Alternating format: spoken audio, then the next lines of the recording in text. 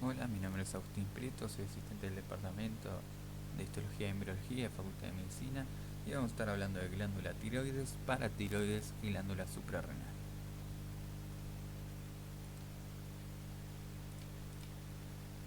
Bien, comenzaremos hablando de la glándula tiroides. Es una glándula endocrina, bilobulada, que se apoya sobre el cartílago tiroides. Tiene dos lóbulos separados por un istmo.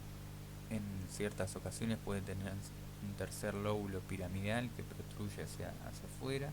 Está recubierta por una fina capa de tejido conectivo que, al igual que otras glándulas que hemos visto en otros momentos y otros tejidos, envía tabiques hacia adentro del parénquima que lo divide en lóbulos. Y en el caso de la tiroides, más tarde en folículos. Su unidad funcional es el folículo tiroideo, del cual vamos a estar hablando más adelante. Las células de la glándula tiroides van a formar en un principio tiroglobulina y luego esa tiroglobulina va a ser luego endocitada por las células foliculares y va a ser secretada al torrente sanguíneo en forma de hormonas tiroideas T3 y T4. Se produce en este caso, las cantidades de T4 son mucho más altas que las de T3, que es la versión más activa de esta hormona, y también va a tener células que produzcan calcitonina, que van a estar involucradas en el metabolismo fosfocálcico. Almacena su secreción en forma de tiroglobulina, como estamos hablando, una forma inactiva en la luz del folículo, y posee capilares de tipo fenestrado. Esta es una imagen de un corte de glándula tiroides con hematoxilina y eosina, en la que podemos ver algunas de las características que estuvimos hablando anteriormente. Vemos los tabiques de tejido conectivo que dividen primero en lóbulos y luego cada una de estas estructuras circulares o poliédricas, que aquí vemos recubiertas también de tejido conectivo, reciben el nombre de folículos tiroideos. Como notarán, estos folículos tiroideos tienen una característica que tienen una luz muy amplia en el centro, ocupado por una sustancia eosinófila que recibe el nombre de coloide. Es aquí donde se acumulará la tiroglobulina que estábamos hablando hace un momento, ¿no? En el caso de la glándula tiroides, las células van a secretar primero esta enzima, esta hormona inactiva hacia el centro del coloide, y luego la endocitarán, la reprocesarán y la enviarán hacia la sangre, como vamos a estar hablando más adelante. Podemos decir en este corte de hematoxilina y eosina que los folículos tiroideos están recubiertos por un tejido, por un epitelio cúbico simple, formado por células foliculares, y más adelante veremos en esta diapositiva, que vamos a hablar más finamente sobre el folículo tiroideo, que las células foliculares no son las únicas células que forman este tejido. Como ya habíamos mencionado, es la unidad funcional de la glándula tiroides. Tiene una forma poliédrica o circular, dependiendo del estado de la glándula y dependiendo el número de folículos que se encuentran en un área específica. Como habíamos mencionado, el coloide, formado por dos tipos celulares: las células foliculares, que son estas células cuboideas, de núcleo central, de tinte basófilo, que son las células encargadas de secretar tiroglobulina, y células parafoliculares, que son estas células que vemos aquí. Son de mayor tamaño, tienen un citoplasma más pálido, son más redondeadas, ocupan las intersecciones entre los folículos. Como estamos hablando de una glándula endocrina, la secreción de este órgano va a ir hacia la sangre, y vamos a ver rodeando cada folículo capilares, en este caso fenestrados. Estas flechas señalan en este lugar un eritrocito pasando por uno de esos capilares. También podemos ver al lado del eritrocito el núcleo de una célula endotelial. Como mencionamos anteriormente también, las células parafoliculares o células C secretan calcitonina. Bien,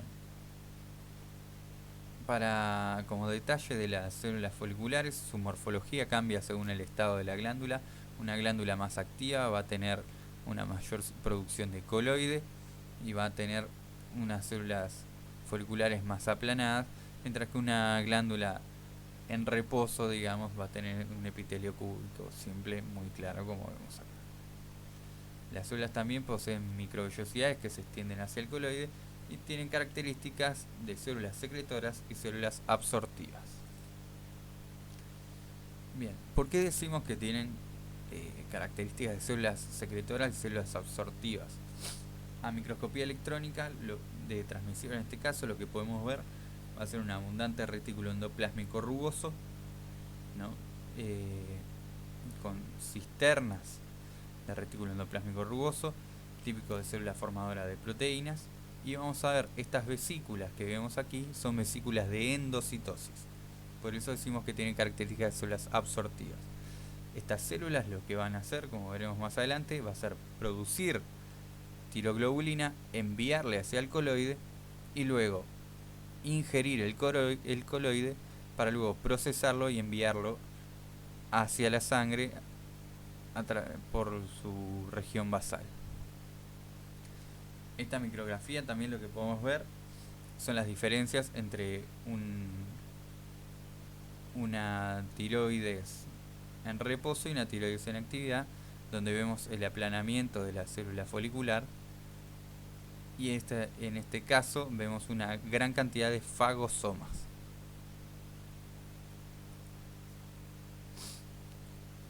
Bien, esto es una diapositiva para hablar un poco más sobre las células C o células parafoliculares. De nuevo, células grandes, citoplasma pálido, ocupan las intersecciones entre los folículos, producen calcitonina que inhibe la actividad de los osteoclastos. Esto va a producir una disminución del calcio en la sangre y va a estar regulada a través de la concentración del calcio en la sangre. En momentos donde el calcio está elevado, estas células van a producir más calcitonina para tratar de contrarrestar el efecto del calcio elevado en sangre. Por último, lo que tenemos aquí es una micrografía electrónica de transmisión de una célula parafolicular, una célula C, donde vemos abundantes gránulos en su citoplasma que corresponden a gránulos de calcitonina.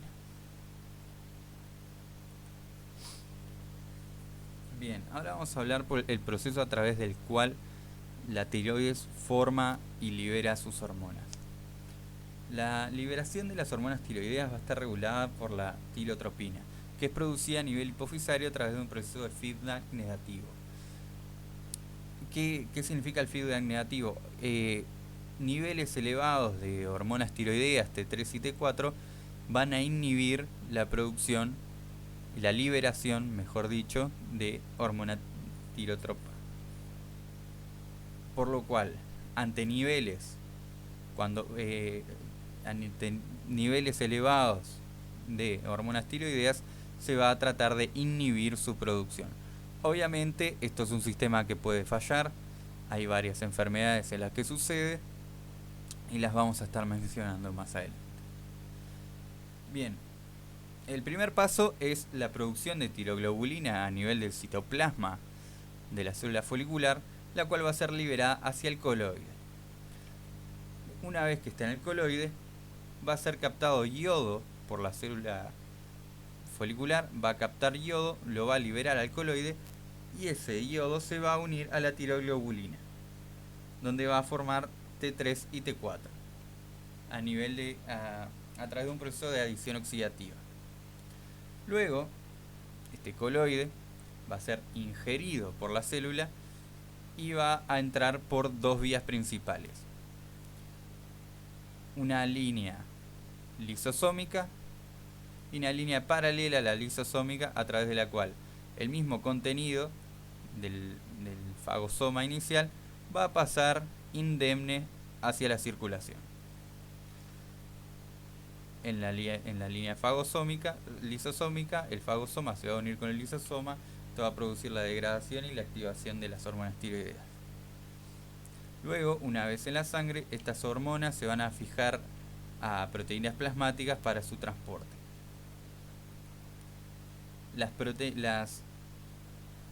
las hormonas tiroideas van a luego atravesar las células a través de canales específicos y van a actuar en receptores nucleares. Bien, esto es un poco lo que estábamos hablando de cuando esta regulación de los niveles de hormonas tiroideas falla. Lo primero que vamos a ver, tenemos dos casos grandes, el caso del hipotiroidismo y el caso del hipertiroidismo. El hipotiroidismo va a estar caracterizado por un metabolismo disminuido, va a estar dado, entre otras cosas, por una deficiencia de la dieta, pero también lo pueden dar enfermedades autoinmunes como la tiroiditis de Hashimoto, va a producir trastornos cutáneos, aumento de peso, incluso cuando la persona se dieta. Eso es un dato característico. Si la persona está tratando de bajar de peso y aún sigue aumentando de peso, puede ser un signo de hipotiroidismo. Fatiga, lentitud, problemas de memoria y concentración, somnolencia, edema, sensación de frío. Estos últimos, somnolencia, edema, sensación de frío, era como en los primeros tiempos se diagnosticaba el hipotiroidismo, que ante la ausencia de paraclínica y otros signos que hoy tenemos y podemos contar, solían debutar con comas. Los hipotiroideos solían debutar con comas. Por suerte eso ya no pasa y con un simple examen de sangre podemos medir la cantidad de hormonas tiroideas y evitarnos ese paso.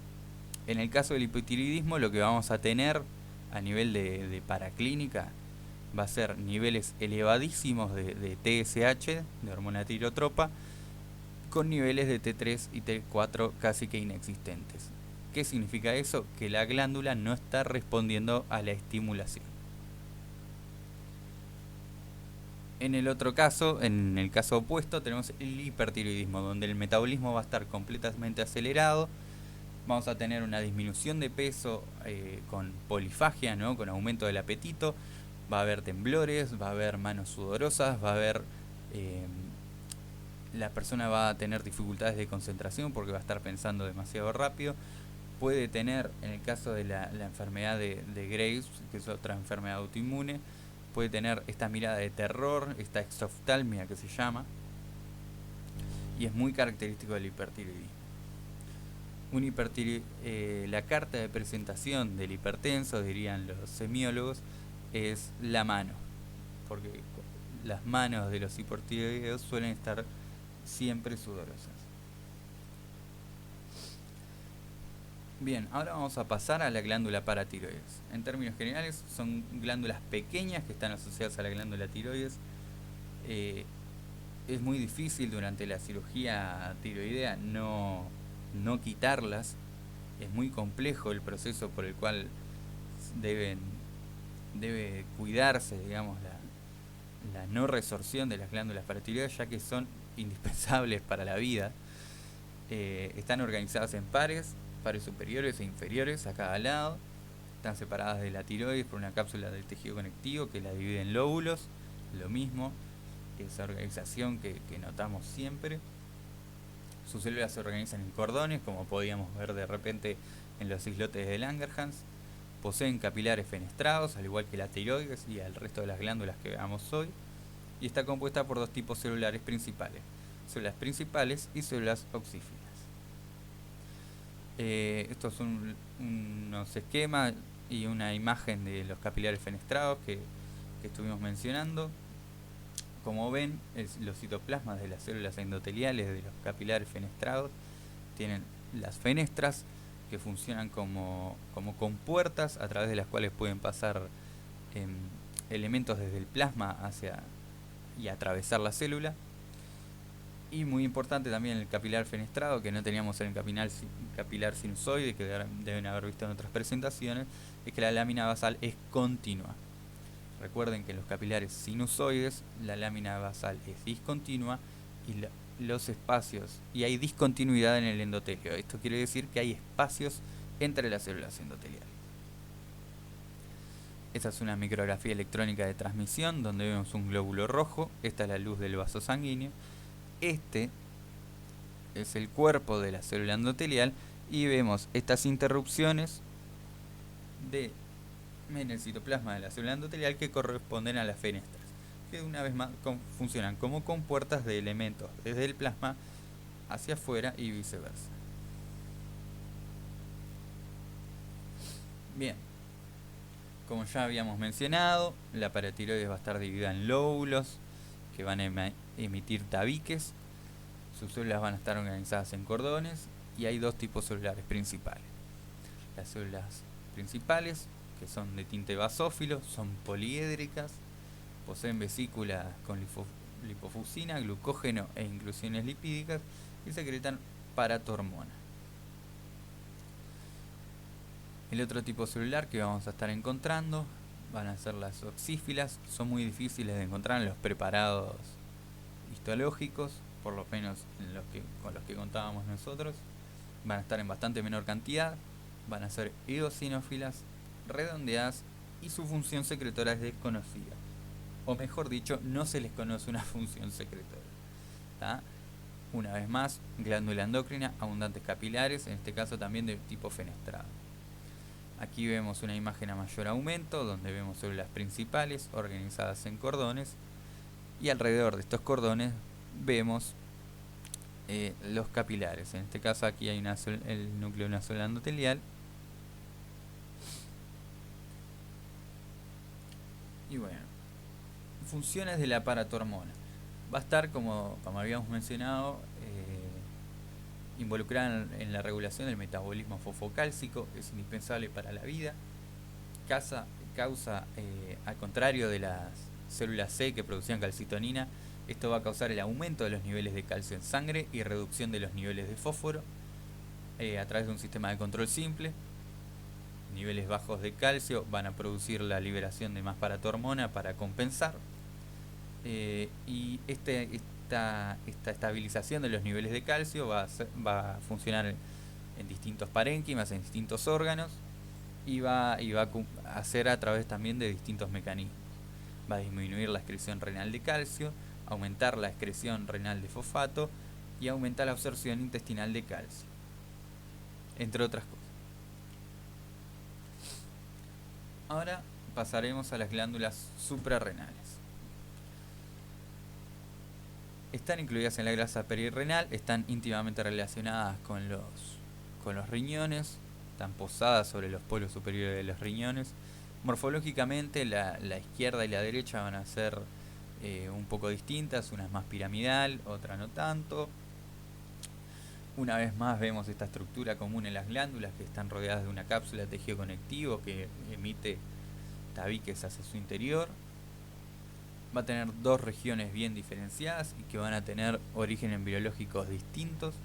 Va a tener la corteza por fuera, que va a comprender alrededor de un 90% del parénquima, que va a haber sido originada a partir del mesénquima mesodérmico. Va a estar controlada parcialmente por la hipófisis y va a producir corticoides y andrógenos. Luego vamos a tener la médula en el centro del órgano, 10% de la glándula, un espacio muy pequeño. Van a ser originadas a partir de la cresta neural y va a producir catecolaminas. Vamos a hablar un poco de la corteza ahora. Como decíamos, la cápsula de tejido conectivo que emite estos tabiques que vemos aquí. Los tabiques que descienden y dividen el parénquima hacia adentro. Va a estar dividida en tres regiones. Una región glomerular, que es la que vemos aquí. Esta región de aquí. Una región fasciculada, bastante más grande. En la región glomerular vamos a tener, como su nombre indica, las células organizadas en glomérulos, son estas estructuras más esferoidales o circulares. Luego en la fasciculada vamos a tener cordones paralelos de células, como vamos a estar viendo más adelante, y una reticular donde los cordones van a comenzar a anastomosarse. Cada una de estas regiones produce sustancias distintas. Bien, comencemos por la zona glomerular de la corteza suprarrenal. Como veníamos hablando, las células van a estar organizadas en glomérulos, que son estas estructuras semicirculares, circulares. Van a estar formados por células eosinófilas con núcleo central, nucleolo evidente, rodeadas una vez más de capilares fenestrados. Producen mineralocorticoides, aldosterona, que es relevante para el control de la presión arterial. En práctica clínica, los fármacos destinados al control de la presión arterial son todos principalmente dirigidos hacia el sistema renina-angiotensina-aldosterona. Si habrán escuchado hablar alguna vez del enalapril o del losartán, son dos tipos de fármacos que inhiben este sistema, que tratan de reducir la contracción arterial periférica, vascular periférica, lo que produce el descenso de la presión arterial. La aldosterona va a ser sintetizada a partir del colesterol, va a estimular la reabsorción de sodio y excreción de potasio en los riñones y va a ser regulada por el sistema renina-angiotensina-aldosterona.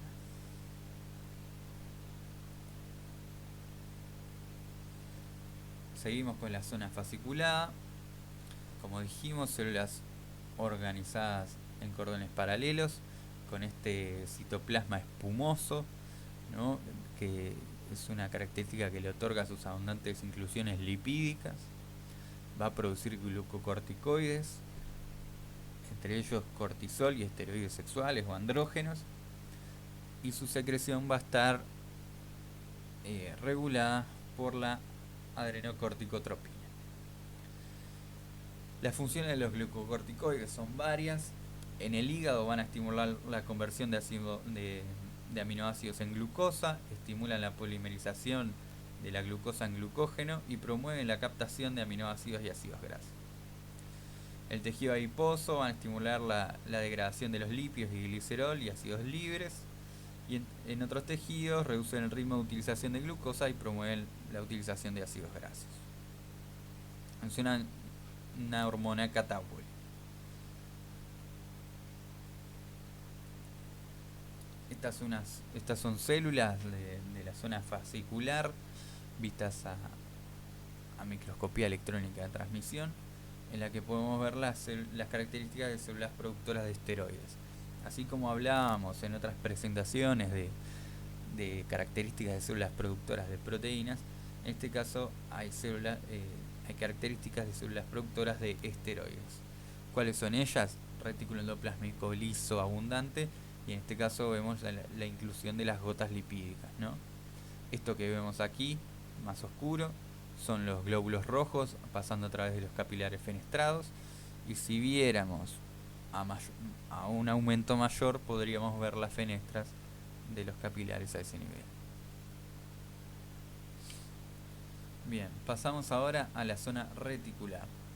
Son células eosinófilas organizadas en cordones anastomosados, esas gotas lipídicas, ¿no? Si comparamos estas células con la de la zona fasciculada, vemos que este aspecto espumoso ya comienza a perderse. También vemos que es una zona mucho más desorganizada. Pueden distinguirse células claras y oscuras dependiendo de la cantidad de gránulos de lipofuscina que contengan. Van a estar rodeadas una vez más de capilares fenestrados. En esta imagen aquí podemos ver los glóbulos rojos dentro de los capilares. Y van a secretar glucocorticoides y andrógenos. De estos andrógenos, principalmente la dehidroespinoandrosterona. ¿Cómo lo dije? o DHA para los amigos. Estos tipos de andrógenos son menos potentes que los producidos por las gónadas, ¿no? Que los testículos y cosas. Pero tienen y por lo cual en los hombres son poco importantes. Sin embargo, son relevantes para la expresión de caracteres sexuales secundarios, especialmente en las mujeres jóvenes, donde van a estar involucradas en el desarrollo del vello axilar y púbico durante la pubertad y la adolescencia. La DHA puede convertirse en androstenediona, y después en andrógenos más poderosos como testosterona y estrógenos en los tejidos periféricos. Ahora hablaremos de la médula suprarrenal.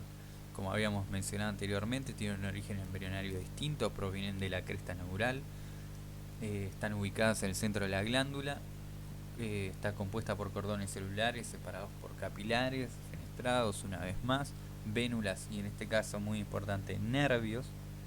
Vamos a identificar dos tipos celulares, un tipo de células epitelioides grandes y pálidas que van a ser las células cromafines, que reciben su nombre a partir de la reacción cromafin con la que se pueden teñir los gránulos de catecolaminas que ellas poseen.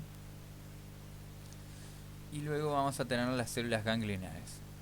Las células ganglionares son el equivalente a neuronas postganglionares. Estas células, sin embargo, tienen la característica de que carecen de axón, pero al ser cultivadas in vitro por sí solas, desarrollan axón, lo cual tiene sentido considerando su origen desde la cresta neural. Sin embargo, y esto es muy interesante, el crecimiento de ese axón puede ser inhibido por los glucocorticoides de la corteza suprarrenal. Por lo tanto, la corteza suprarrenal influye en la formación de estas células y por lo tanto de la formación también de la médula suprarrenal.